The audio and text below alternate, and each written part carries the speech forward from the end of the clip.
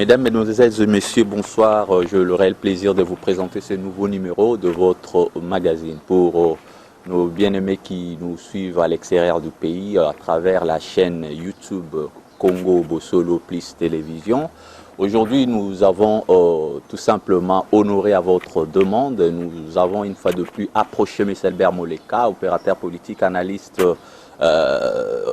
politique rationnel. Nous sommes venus essayer de comprendre un peu son point de vue, son son de cloche par rapport aux événements qui se déroulent dans notre pays. On va essayer un peu d'aller graduellement et puis énumérer d'une manière aussi, s'il faut le dire ainsi, graduellement pour que nous puissions comprendre ce qui se passe. Donc premièrement, vous savez, aujourd'hui l'actualité demeure dominée par les événements qu'on a enregistrés hier devant le Palais du Peuple, le temple de la démocratie, de la République démocratique du Congo, des casses, des pillages.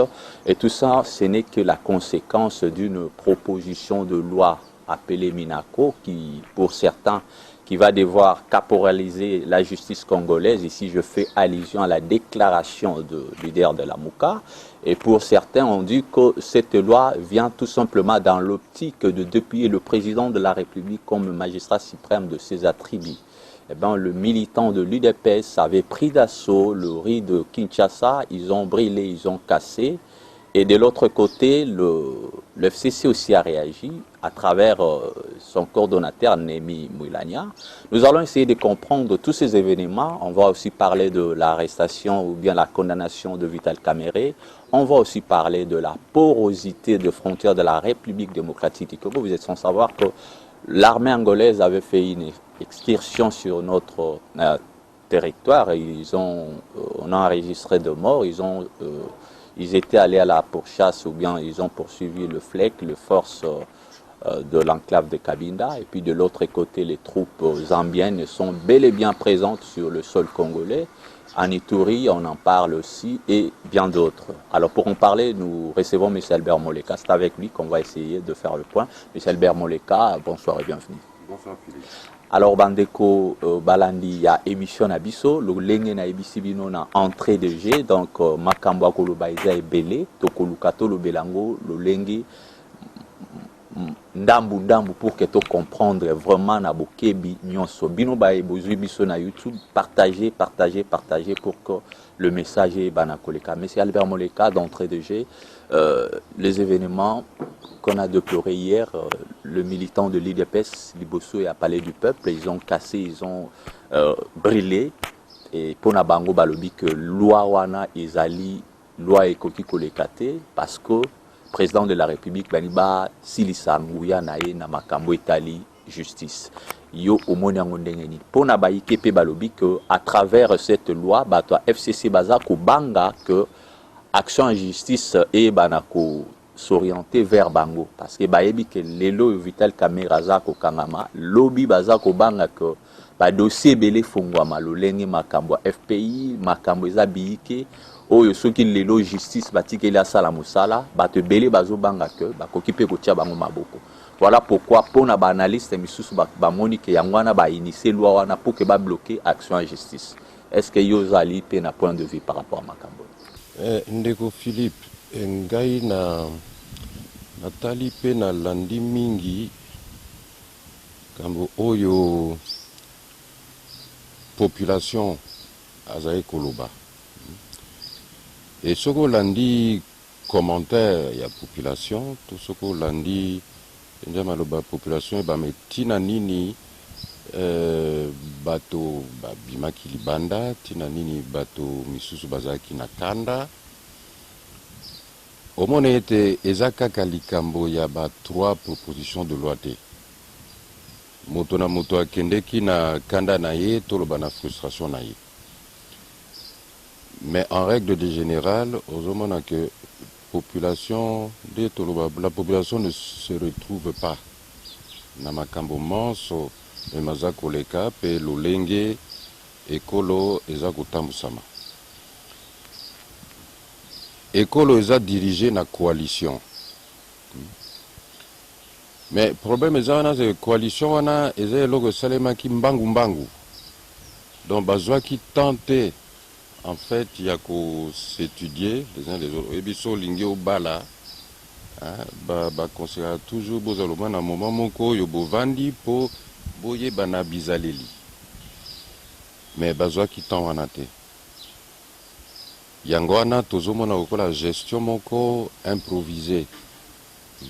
Ce problème ezali tout de suite, il faut que lango solution pour batala ki liboso te. Mais likaomatali ba trois lois oyo il y a honorable Minaku na honorable Sakata ngana okende directement ya kopesa toli na ndenge que na bomoi kobosalaka te ke oza yo moko te pe makambo miso oyo okoloba to okosala mato misusu koyoka bato misusu bomoi na bango pe ekozala affecté soki omoni ete likambo lingi kosala ata eza na nzela ya mibeko ya leta ata okoki kojustifie yango na ndenge ya mama mibeko ebengama constitution kasi soki eza koénerve bato eza kofrustre bato yoka pe toli zonga nanu nsima oyebi dans la vie kozala na raison epesaka toujours raison te na moment wana likambo kosala surtout yo député kobosana te batindaki yo wana mpona intérêt ya population intérêt ya mboka. Ce n'est pas que lokola oza député pendant mandat na yo okoki kosala n'importe quoi kaka po oza député. Conseil nga na kopesa ndeko Minaku ndeko Sakata pe lingomba mobimba ya Assemblée nationale c'est oyoka esengeli koyoka oyo esalemaki lobi ezalaki message sikoyo lolenge message yango ezalaki exprimé na bato bakamataki balabala wana eza pe discussion mosusu po bandeko misusu bazalaki na baatitude ya mabe ya obebisa biloko ya bato ya kozokisa meme bato wana ifo baluka bango pe esengeli loi esoki pe na bango. Sinon te tozo risqué d'un côté tozo luka état de droit mais d'un autre côté biso moko tozo boma état de droit wana. Nakanisi toyoki pe ba réaction ya yemoko ndeko Ben Minaku na bakonzi na bango ya FCC. On a comprendre qu'au départ eza réaction selon ndenge likambo yo to vivre bamoni que baninga na bango misusu attaquer bango babebiseli bango biloko c'est normal ba réagir à chaud na ndenge ya kotia mutu makasi. Na rappelé pe na ba téléspectateurs bazolanda biso donc immeuble yango ikasanji na avenue Mouchi ezalaki attaqué et puis quelques mètres Mouchi Kabinda résidence à Jean-Marie Kassamba également yalaki attaqué. Toujours na Kabinda soko prolongé aux okende net na RTNC bat babi Kinshasa ba comprendre na coin wana salle de fête il y a madame Kimbuta donc Yvette Kimbuta pe ezalaki baziki sakiango mais Salbert Moleka na zongi encore na question na ngai mama likambo oyo na français bakoki tokoki ko benga net motivation eloko etindi bango ba initier loi wana pona baike balobi ete ezali kaka parce que baza ko banga action en justice et bana ko s'étendre po bazolo basoki kutu mokonza mboka atiki oyo azalaki vraiment allié na maboko ya justice na cadre ya principe ya indépendance ya justice to mona ki ndenge salamaki po na ndeko Kamere procès ezalaki pe diffusé na télévision mokili mo babalandaki yango bato bandeko ya FCC bazobanga par rapport à ba nomination oyo esalamité na niveau ya appareil judiciaire parce que bazobanga peut-être ba action ego salama pe contre bango voilà pourquoi balingi ba casser là wana. Mais ndeko Philippe balobaka gouverner c'est prévoir Soki lelo ozo bimisa olingio bimisa o faire voter loi wana pona ko mibatela yo moko to ko mibatela na baninga na yo oyo bozati lelo ko kamba ekolo. Mais il fallait qu'on prévoie rango. C'est-à-dire tango bozo kamba ekolo. Ozo yebate que au salaki mabe, au salaki mbebe siko yo to bukaki kesa l'État, oyebaki angote. Oza quand même koyeba tango ozo sala mabe pour soki na bongo no na motema na yo même koyeba mabe oza kosala ebunga yo, mais ozongi na niveau ya nyama. Ozongi na niveau ya nyama. De deux, total paix logique na réalité. Et ça impossible, pour Nanga, et ça impossible que président Félix Tshisekedi, lelo, même ceux qui a lingui, parce que tous en coalition, tous signant qui sont qui ba accord, tous ça qui sont qui ba pacte, n'a évité, même ceux qui y est à lingui, mais ils ont ma conscience ça peut freiner. Tout le monde qui a gagné sito solo la moi mukeli kambo ya procès à 100 jours oyo bakata qui poso eleki mais bato ebele bakanise que atana na ngonga moko moi geste moko ekomona na kati wana na kati ya cheminement ya procès wana pona ko soulager to ko protéger même des caméras mais loko moko yakite. Président de la République, un président de la République, oui, Aza Mokonzi, mais il n'est pas tout puissant. Et c'est une bonne chose, puisque même Yemonko, chef de l'État, a occupé cause à la concernée dans Makamosus. Mais il n'est pas tout puissant, bien sûr, mais Mobeko Likonzi est pessier quand même un pifo na makambo. O Itali pe mibeko tozo bengaye magistrat suprême ya mboka. Donc quelque part azape na liso na kati ya makambo Itali mibeko. Magistrat suprême, mais au nom de la population.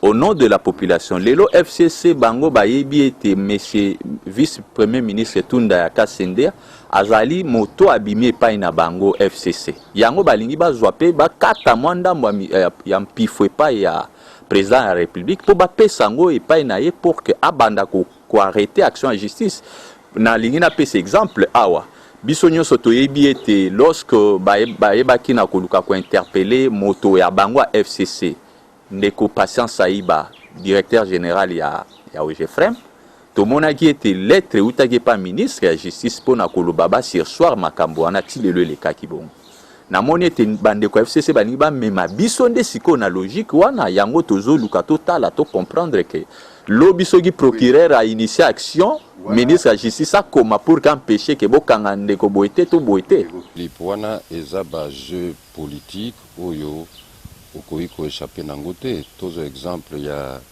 tozo collaborateur ya chef de l'État ndeko Lobo oyo Barbaki a Bukaki paie moi qu'est-ce à l'État na dossier moko na Miba tout le monde a côté Makala moins de 48 heures après bon bah bimisa qui est ça misayete ça va bimisa qui est non moto na jeu politique ango moto na moto des fois ako lukako ko intervenir na likambo yo o etali kana ye ezalaka ndenge wana esema ndenge wana. Mais nga na ba trois lois wana nazomona te que o bazolinga ko boto la pouvoir moko côté ya président non bazoluka plutôt ko renforcer le pouvoir côté ya ministère ya justice oyo eleki oyo mama na mibeko eloba ebi ministre ya justice azana pouvoir ya injonction positive na parquet mais aza mokonzi ya parquet dans le sens que ya koyebisa procureur te tala oyo tika landande oyo to landande o wana wana aza na pouvoir nango te. Mais toyebi esalemaka non seulement na mboka na biso esalemaka na bamboka ebele, mais eza korespecte loi te. Mais ndeko Philippe topesa kaka conseil po tokoti déjà na cycle moko oyo ezo riske emema biso esika toza tolingi penda kokende te, mais nzambe mpe azali nzambe e nzambe aza le grand juge. Justice na ye efonctionnaka mpe différemment, ezalaka na bacritère différent. Nakanisi lelo eza urgenté, pas la wana eza nango urgenté. Bien sûr, toko comprendre que baninga bazo banga babando kanga bato na bango toko kanga yango wana touché maman na likambo eza urgenté parce que pour l'instant ils ali question ya social à congolais, économie eza par terre, coronavirus ezo dérangé. Ou bien faisons d'une manière différente. Dans la vie et en toute chose, il y a makambo eza urgent, na makambo eza important. Soko za dirigeant ya mboka, ya famille, une affaire, okolanda nanu o régler makambo eza important. O eza important, eza intérêt ya peuple. Eza oyo peuple aza kosenga depuis des années, depuis des décennies. Le priorité sociale ya peuple, santé ya peuple, économie ya mboka. Économie ekomi wapi lelo. Économie Zana Mabélé n'a rappelé à téléspectateurs que le budget voté pour l'exercice 2020 était chiffré autour de 11 milliards de dollars, mais aujourd'hui, en dépit de réalités économiques, nous allons à peine atteindre 4 milliards. Alors le déficit est de 7 milliards de dollars. Je ne pense pas que le Fonds monétaire international va intervenir en termes d'appui budgétaire à hauteur de 7 milliards de dollars. Alors, je ne sais pas quel mécanisme que le gouvernement congolais a mis sur pied pour essayer de combler ces vides. Raison pour laquelle vous voyez que le dollar est en flèche aujourd'hui. Bientôt, il va atteindre le 20. Monsieur Albert Moleka. Ondimboleli bandeko balandi na lopoto no kitoko. Mais Congolais azo vivre ngo ndenge nini. Otalito a dollar, otalita lo biloko. Otali biloko baza kolona pe baza ko produire na ezala côté ya biloko kolia, ezala côté même ya ba pêche et tout ça, mais moi koma kisasa ezate. Pona nini ba infrastructure ezate. Wana eza réalité population aza ko vivre pe eza ko tungisa ye banda tongo tina pokwa. Alors na moment wana yo otia makambo ke nga nazo banga bakanga nga to nazo banga bakanga moninga nanga, mais eza na poids mon côté. Oui, en toute chose il faut ko bunga ka logique te, ko bunga ka logique te, ko bunga logique te. Il faut yeba déjà lelo que bon nakati na yo to na baninga na yo misusu bako kangama po basala ki mabe. Misusu Baokangama po basalaki mabe, M. Albert Moleka a expliqué bien que le projet de loi wana mina ko sakata eza prioritaire te. Mais pour na banaliste misusu batalika ka pene balobi loko ezo bank sa bango mingi eza premièrement question à plus de 300 millions de dollars ya FPI au bazwa ki kabolaki. Et puis question ya ba passerelle, il fallait que tongama 7 batonga kaka 4 mbongo ebima ki pona 7 ça to pesibino information bandeko balandi. Et puis question ya aéroport modulaire to monaki mokonzi mboka ya kala yaki apozaki pierre pona misala wane banda to yebaki que banque chinoise il fallait qu'il intervenir à hauteur de 350 millions de dollars et puis le gouvernement congolais paie à pesa qui déjà aye 20 millions pona ko banda misala. Mais jusque là flou eza autour ya makambo wana. Makambo ebelo ezo senga lelo que justice a s'impliquer pour na mbongo ane kota na kesa l'état peut-être ngwe ko tonga banzela mais Albert Moleka. Mais bien sûr, wana eza droit ya peuple congolais. Eza droit ya peuple congolais. poni neti tozwa dossier oyo eza pembeni na biso oyo dossier ya programme ba 100 jours. Epesi bato kanda pourquoi? Parce que eza mbongo na biso. Pourquoi mbongo na biso moto moko na mwa clic na ye boye bayi bango au lieu batonga même bandako yango préfabriqué batia na compte en banque na bango? Non, toza obligé en tant que bakolo eloko bakolo mbongo tolandela yango. Alors au cité par exemple il y a ba gestion oyo eleka. Côté wana pe photos à la très prudent et très précis. Photo yeba bon soki tokolandela makambo de quelle période ti quelle période.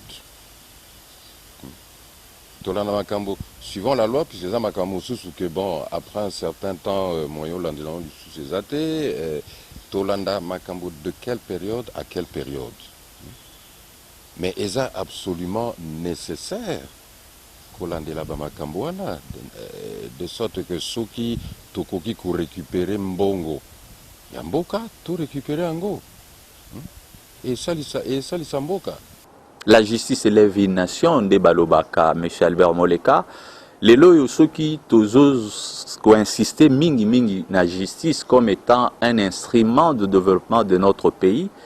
Tozos ça la référence na ba source na ba proposition net yo ndeko Luzolo Bambi aloba que ceux qui t'ont appliqué justice dans ndenge ndongo bani tokozana na capacité ko kangaka chaque année 15 milliards de dollars. Oh nanu te budget na biso koma nango.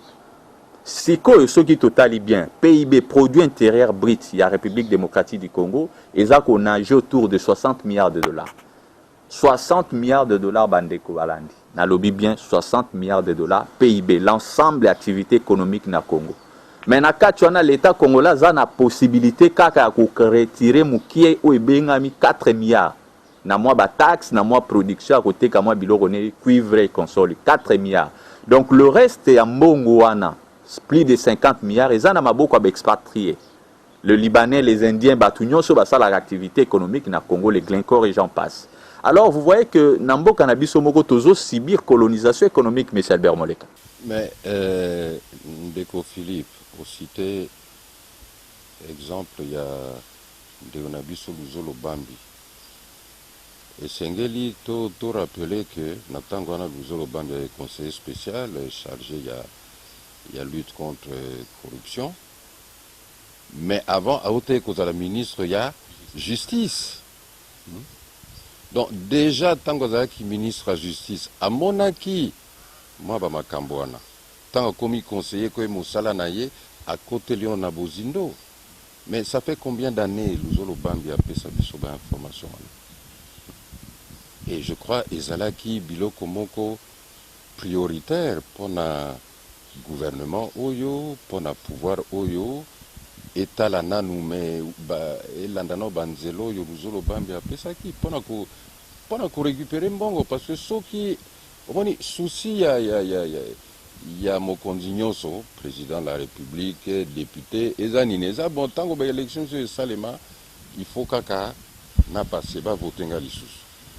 Il y en a plusieurs qui Tumba, pour Makambo Yasseni, pourquoi Motonio soit Lingui, ceux qui n'a 2023 en élection et Kozala, il n'a passé l'issue. Donc il faut n'a contrôler Seni Angopé d'une certaine manière. Mais Natang aux Abokondi.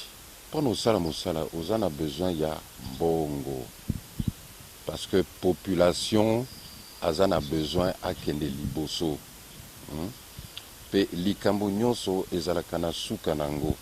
Ainsi une fois na cadre il y a une émission tango au invitanga naloba qui tricherie à 2018 c'est la tricherie de trop. Omoni bon mala yemba ogogi ko buba bato ebele mbala ebele mais okoki kobuba bato nyonso ntango nyonso te oyo ya 2018 ezalaki la fois de trop soki baninga oyo baza impliqué baninga oyo baza na pouvoir bazo comprendre yango te bazo réaliser yango te Bon, des Tolobaka, allons seulement. Mais Bozomon a déjà que une infime partie, donc partie moko, il y a mouké penga, il y a population, autre monde lobby. Soko Tali, par rapport à la population à Kinshasa, ce n'est même pas 1 millième. Il y a moins de 1 millième de la population à Kinshasa. Tala moi ba dégâts. Tala bo bangi ou ba pesi. Bongo soki 10% il y a population, il y a Kinshasa et Tomboki. Soki 10% il y a population, il y a Congo et Tomboki. Bosuka wapi. Bozanga même fleuve, il y a qu'au plonger, il y a qu'au katisa. Donc, tozongisa nanu maele na biso esika sengeli, mboka eza ya biso bonso, mais oyebi, ce n'est pas tout que on a botama congolais, mais il faut pe o la koza digne d'être congolais. Qui congolais na yo eza na tina. Pour ce que vous avez ministre, vous avez président de la République, vous avez PDG, mais makambozo sala eza kaka pona intérêt na yo, na famille na yo. Mais Congo eza na besoin na yo te. Congo a besoin de mais Albert Moleka, toza toujours koko bana 4 émissions na biso ezali beaucoup plus basé na banalise.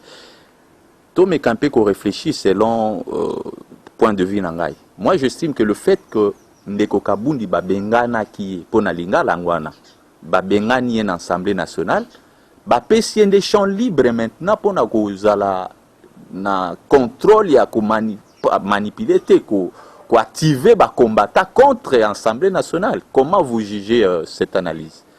Donc le fait que Bango Babimisi Kuna est commis encore danger le sous na Bango, parce que là maintenant il peut bien maintenant orienter ses énergies vers. Tanda kite que okota nzela wana, mais lokolo fungoli na lobaka kamuke, oyo lobi eza solo, mais aussi le fait que Ndeko Kabundi a un sérieux problème na kati ya parti. Et que, bon, Ponangai, ndenge nazako analysé, ndenge na yebi mwa muke, même famille UDPS, hein,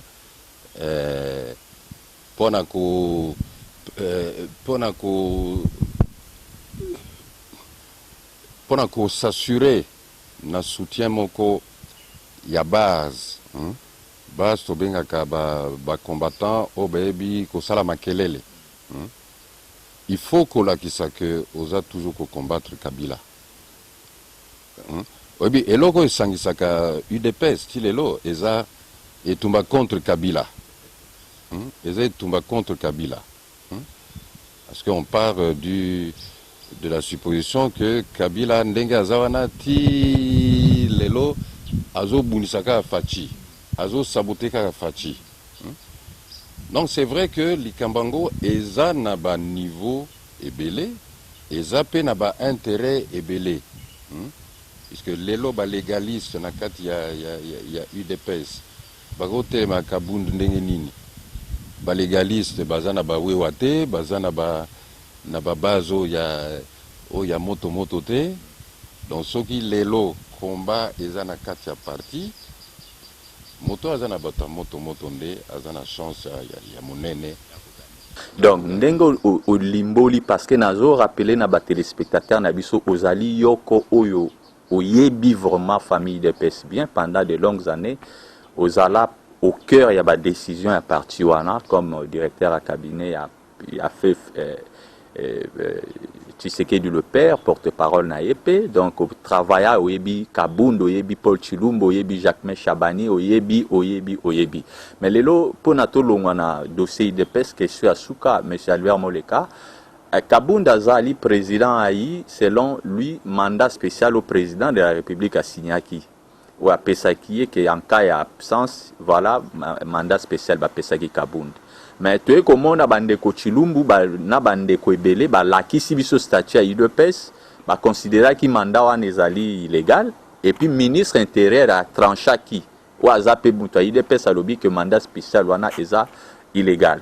Mais en vertu de quoi Kabundi a koko kwa ranger la foule, parce que foule il fallait qu'il landa côté légitimité zali, côté raison zali. C'est en vertu de quoi il continue à avoir cette influence sur la foule. Oui, foule, pour Elanda, côté légalité, ezali, et Sengeli, foule wana, beau expliquer bien l'égalité.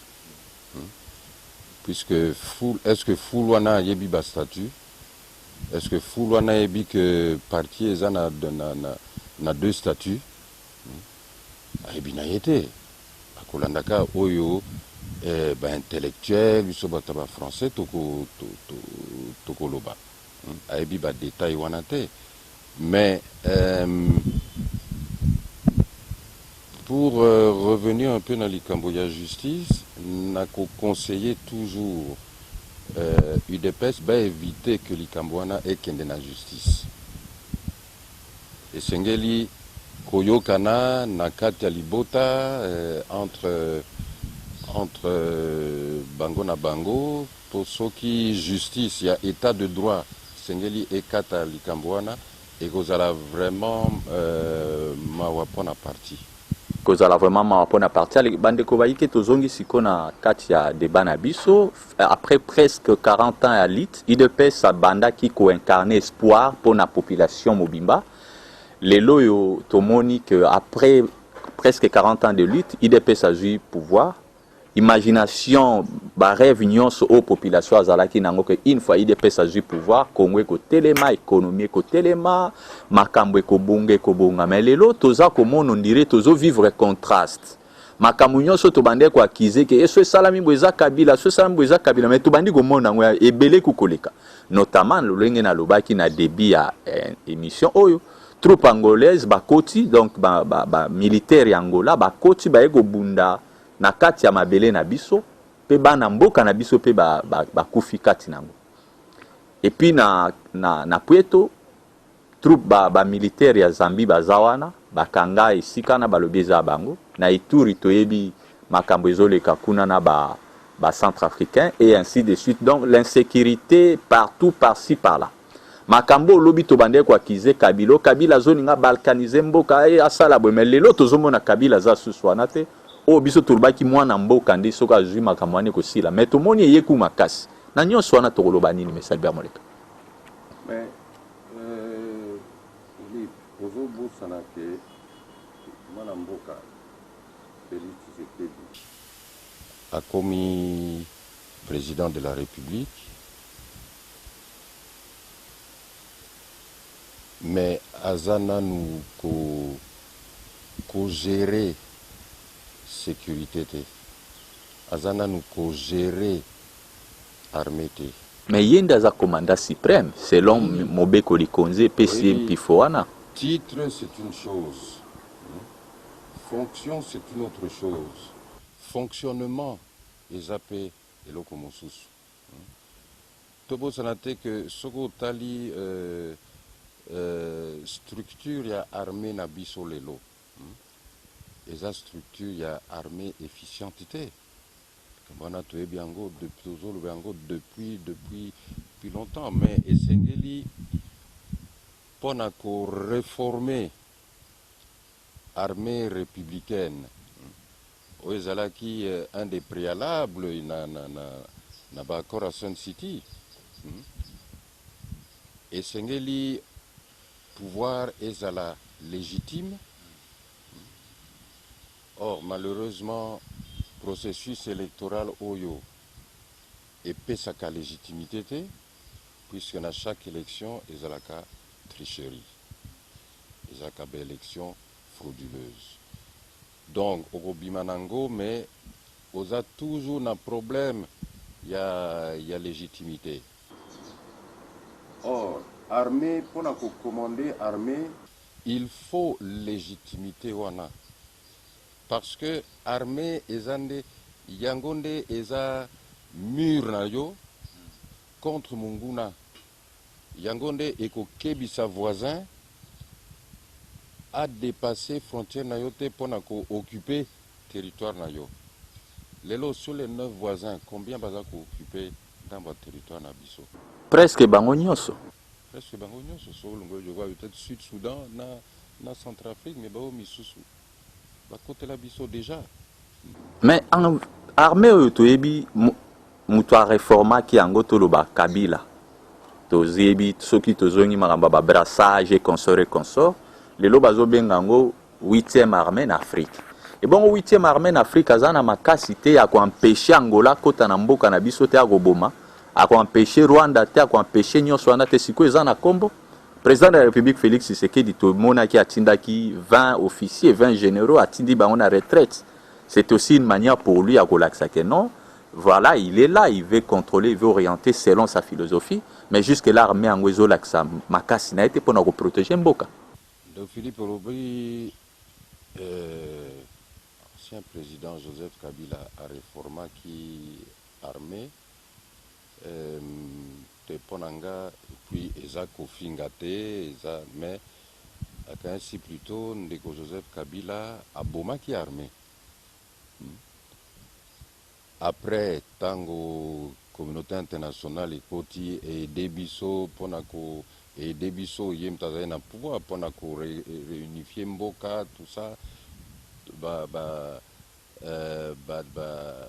créer programme belé DDR DDD ce qui est ça réinsertion démobilisation tout ça mais résultat ça nini il faut que tu as résultat programme sur papier et ça n'en bien mais résultat c'est-à-dire volonté politique volonté politique na capacité ya communa bien réforme wana yangonde opé sa résultat résultat levé zanini toujours déstabilisation à est milice to force négative donc wana je ne parle pas des forces patriotiques mais force négative eza nango kaka opérant population azakaka kokufa bazakaka koboma ba congolais bazakaka kobotola bango mabele ya bakoko na bango.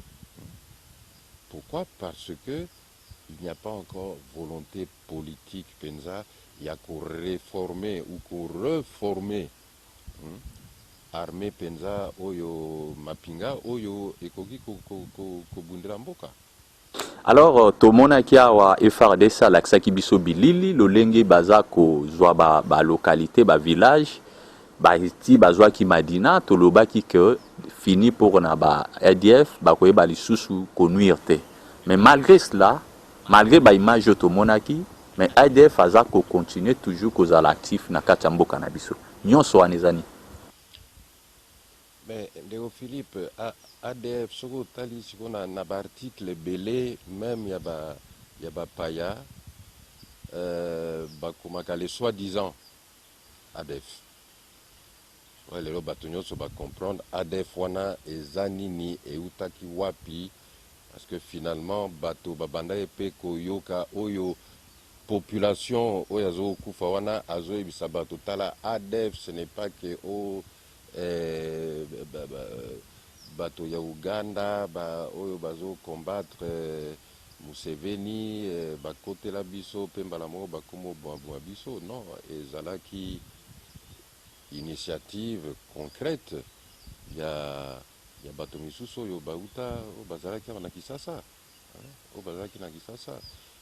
Oui, je me rappelle en 2009 ndeko honorable à l'époque Jean-Claude Wemba azalaka député national nazalaka na Washington et na bengaka epo nazana besoin moi élément moko et bien à l'époque on parlait de cette guerre qui nous est imposée par le Rwanda. Nazana besoin moi élément moko ayebisanga frère likambo baolo ba guerre imposée par le Rwanda bazo kosa bato guerre wana imposée à partir ya Kisasa wa par bande misusu bazana biso awa na kati ya ndako. Alors donc téléspectateurs, je pense que bozo comprendre la réalité guerre na Congo za la rendre fonds de commerce pour na ba politiciens belé. Mais ça Albert moi le cas dossier à souka pour na to chité. Na pour na étranger. Dossier à souka pour na to chité. Une de Vital Kamerhe na yebi ke oyebi personnellement za figure moko ya munene na scène politique congolais, 20 ans de prison parce que Vital Kamerhe a se présenté qui devant justice comme non coupable. Accumulation à bas charge et sali 20 ans. na nyonso lolenge procès salamaki et pona ba misusu balobi Félix il est fragilisé parce qu'il a perdu un allié de taille mais pour na côté misusu balobi ezali signal fort où il y a pesi na scène politique que l'état des droits est en marche mais misusu balobi que Félix Tshisekedi abandaki kobanga que Kamere na 2023 nde bayokanaki ye mutu esengelaki azala candidat selon accord à Nairobi. Par rapport à trois propositions, yo réponse na yozani. Est-ce que Félix a perdu un allié? Est-ce que Zalaki pona kaka ko étouffer accord à Nairobi ou bien c'est juste pour faire valoir l'état des droits? Je pense qu'avant et après condamnation naïe, Vital Kamerhe a salaki quelques déclarations, même en privé, mais officiellement parti naïe et salaki communiqué. Je crois na communiqué wana parti naïe, UNC et réaffirmé appartenance nango na cash. Donc et réaffirmé alliance wana na UDPS. Donc, on ne doit pas dire aujourd'hui que Félix Tshisekedi na Kamere Bakabwani, politiquement, non. Baza ensemble, baza na alliance na bango, Kombo Nango, cash. Yami Balé, ce n'est pas non plus Félix Tshisekedi, Mutatinda qui, Vital Kamerhe, si je puis dire, a Luka problème. Félix Tshisekedi, comme tout le monde, est obligé de gérer les Kamboana. De gérer na niveau naïe et bien sûr ça n'a pas de conséquences na niveau politique, na niveau équilibre na katia il y a plateforme cash, équilibre na katia coalition FCC cash et absence il y a Vital Kamerhe aura des conséquences. Yamisato, Vital Kamerhe Yemoko, il faudra continuer à gérer parti naïe n'a qu'au contribuer à la gestion de cash, mais en étant en prison, Jean-Pierre Bemba, à Salaki, Tangadaki, na prison, na CPI, ils ont créé bien sûr un déséquilibre. D'un autre côté, c'est vrai que Sogotali accord ya Nairobi, bah, UDPS, na UNC, Félix Tshisekedi, na Vital Kamerhe, bah, au Kanaki que bon, na 2023, et Sengeli, UDPS a soutenir candidature, il y a Vital Kamerhe, pour la présidence, il y a République. Parce qu'on a condamnation d'Enge Bimaki, tout le monde dit que c'est comme impossible.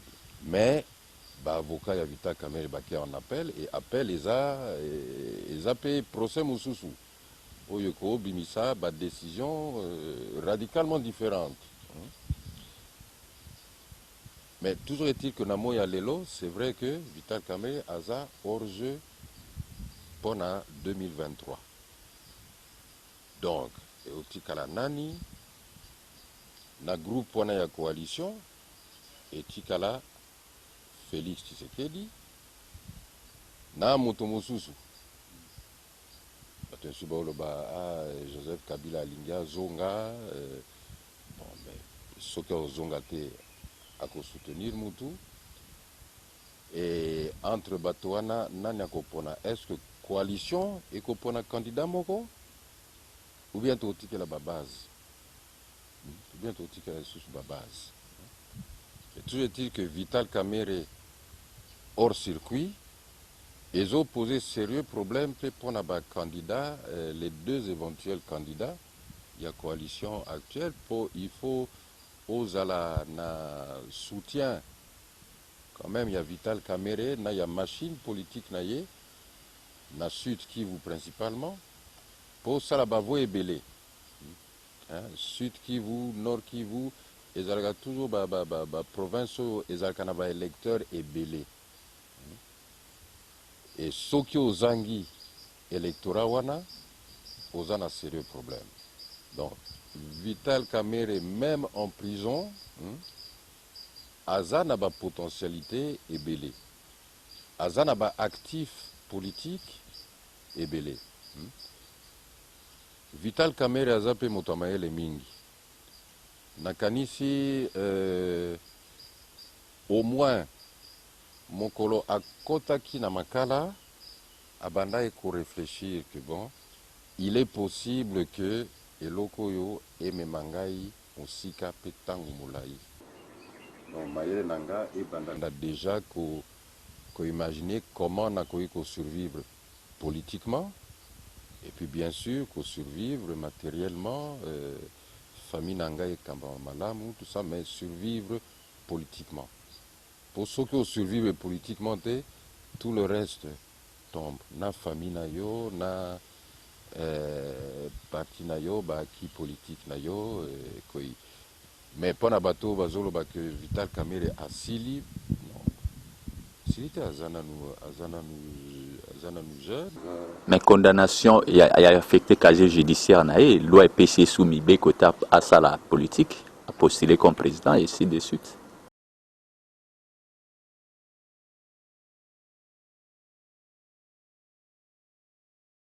Mais Albert Moleka tokomi na suka mutuna vraiment asuka pona tango ezali boye na 2018 2011 lorsque président Tshisekedi a se présenté qui na élection présidentielle yozala qui naie donc nako proche collaborateur naie penze zala ki ndeyo lelo oyo na tango wana bozala ko espérer bozwa pouvoir pour na ko changer condition ya vie ya population soki bozwa ka pouvoir n'époque wana bolinga ki bo bandela wapi bolinga ki bo simba wapi pour na ko bimisa Congo na pauvreté parce que lelo to moni pe IDPS mutazu pouvoir malgré bino bozalité. Quelle est la priorité et sengeli nini salama pour que vie ait changé? D'abord pouvoir UDPS azilelo et là pouvoir Etienne Tshisekedi azilelo. Souviens-toi, en 2011, Etienne Tshisekedi a salaki tournée internationale, à l'international, avant l'élection. Akende kosenga mindele ke mbaloyo botika choix ya population. Botika bo respecter choix ya population nanu emi bimisa po tokoka biso moko ba congolais ko kambamboka na biso. Malheureusement, et m'a quitté, et en 2018, et m'a quitté. Premier chantier, il y a Etienne Tshisekedi, ceux qui a la justice. Il y a la réforme à justice. Premier chantier, il y a la réforme à justice. Il y a la paix très rapidement. Mais donc état de droit Félix Azosala en gros état de droit il y a spectacle mais en profondeur parce que Etienne Tshisekedi Yemonko na vie na ye azalaki ko vivre selon le principe qu'on a il y a état de droit vivre selon le principe qu'on a il y a état de droit principalement attitude naïe par rapport na mbongo. Comme tout le monde a besoin de mbongo, mais il ne pouvait pas faire n'importe quoi pour mbongo.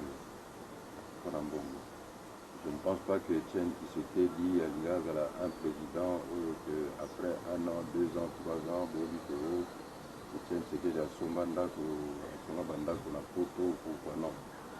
Voilà, parce que l'état de droit, nous demandons de tout notre vœu. Mais tout le monde a fait un politicien est réellement pour l'état de droit, ce qui est mon co, à vivre l'état de droit. Et dans le Canabiso, ce n'est pas trop difficile, il y a tester. Là seulement, quel que soit le politicien, salaire naïe, normalement, c'est passé au Yebango, il y a budget, et au Tala, bon, après 6 mois, après 1 an, après 2 ans, après 5 ans, évolution na ye matériel est-ce que ça concordé na salaire na ye ce que ça concordé te abuka na ekes état de droit azoloba ezande ya blague ezande ya comédie donc ba situation ezalaki différente entre 2011 na 2018 2011 tozalaki na mpe na aide extérieure mpona kosala ba élection tandis que 2018 régime Kabila ye moko a organisé l'élection. Mais tricherie ezalaki na niveau moko pour ne pas dire pire na 2018 tala na 2011 il est passé 42 députés na 2018 32 bandeko balandi totondi bino botondi na ndenge bolandaki bozalaki ebele ya kolanda biso à travers la RTVS 1 mais surtout na chaîne YouTube Congo Bosolo Plus. Abonnez-vous davantage et puis partagez cette émission et nous ne cesserons pas de vous servir au nom de la République. Au revoir et à la prochaine.